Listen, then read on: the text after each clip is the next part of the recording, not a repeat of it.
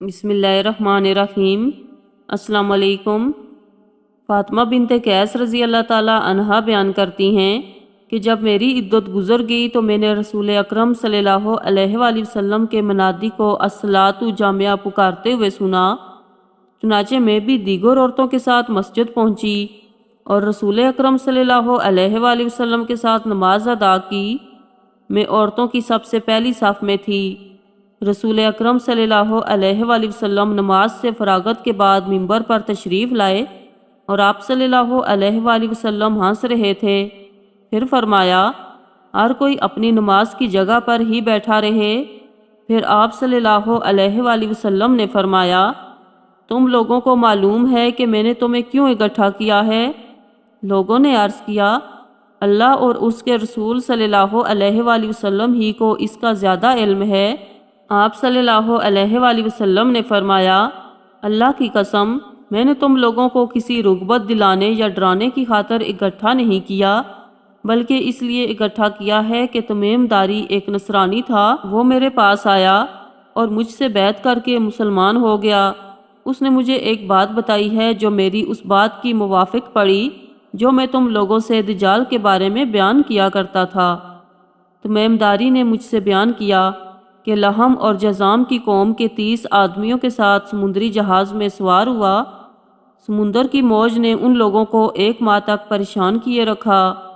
آخر کار وہ لوگ غروب آفتاب کے وقت سمندر میں ایک جزیرے میں جا لگے۔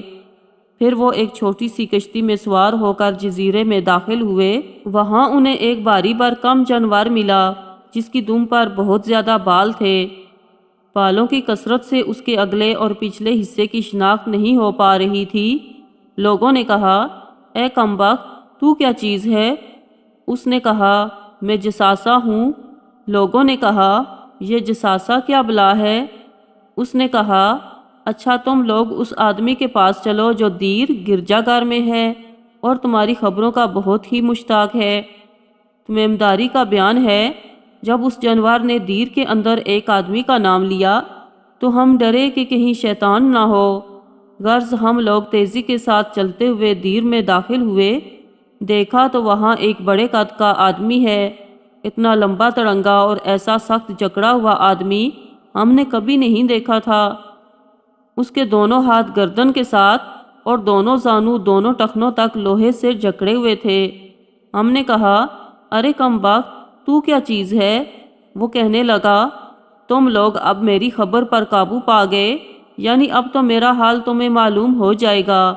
پہلے تم اپنے بارے میں بتاؤ کہ تم کون لوگ ہو؟ ہم نے کہا، ہم عرب لوگ ہیں۔ ہم ایک سمندری جہاز میں سوار ہوئے تھے، مگر موج دریا کی وجہ سے ہم 1 مہینے تک اس کے رحم و کرم پر رہے۔ اس طرح ہم تیرے اس جزیرے میں آ گئے۔ پھر ہم ایک چھوٹی سی کشتی میں بیٹھ کر جزیرے میں داخل ہوئے۔ وہاں ہمیں ایک باری دم کا بہت بالوں والا جانور ملا۔ بالوں کی کثرت سے اس کے اگلے اور پچھلے حصے کی شناخت نہیں ہو پا رہی تھی۔ ہم نے کہا، اے کمبخت، تو کیا بلا ہے؟ اس نے کہا، میں جساسہ ہوں۔ ہم نے پوچھا، یہ جساسہ کیا بلا ہے؟ اس نے کہا، تم لوگ اس آدمی کے پاس چلو جو دیر کے اندر ہے اور وہ تمہاری خبر کا بے حد مشتاق ہے۔ چنانچہ ہم لوگ تیری جانب تیزی کے ساتھ دوڑتے ہوئے آن پہنچے اور ہم ڈرے کہ کہیں بھوت پریت نہ ہو۔ پھر زنجیروں میں جکڑے ہوئے اس آدمی نے کہا، اچھا تم لوگ مجھے بیسان فلسطین کی ایک بستی کے نخلستان کے بارے میں تو بتاؤ۔ ہم نے کہا، اس نخلستان کے بارے میں تو کیا پوچھنا چاہتا ہے؟ اس نے کہا، میں اس نخلستان کے بارے میں پوچھتا ہوں کہ کیا وہ پھلتا ہے؟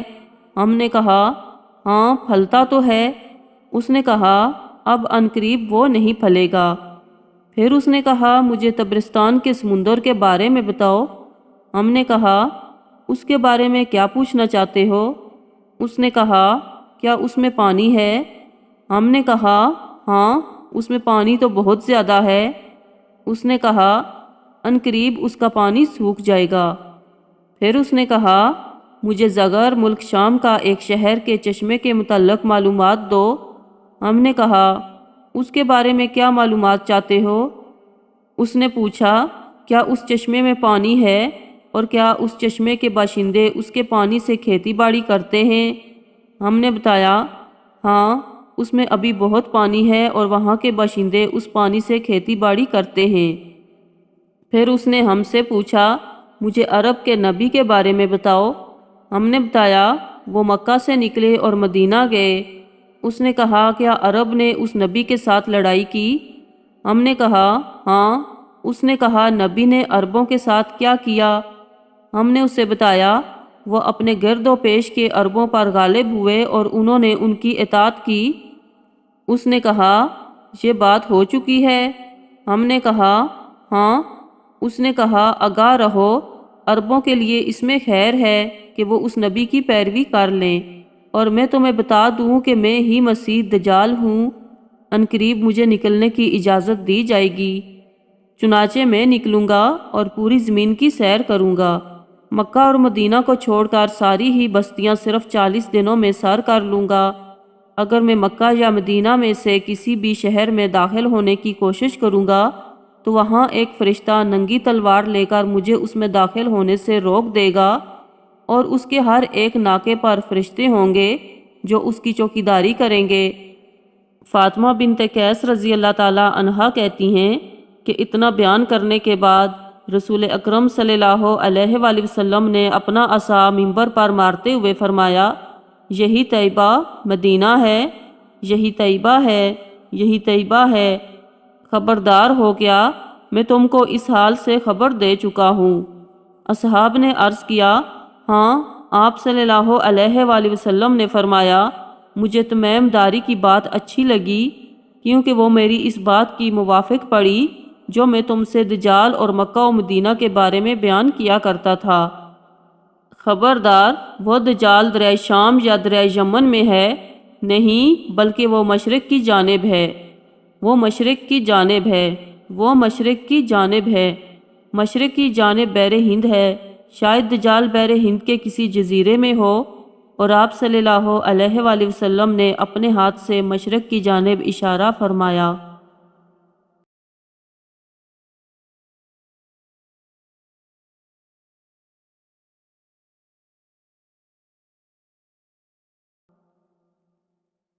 آپ سے ریکویسٹ ہے، ویڈیو اچھی لگی ہو تو میرے چینل کو سبسکرائب کریں۔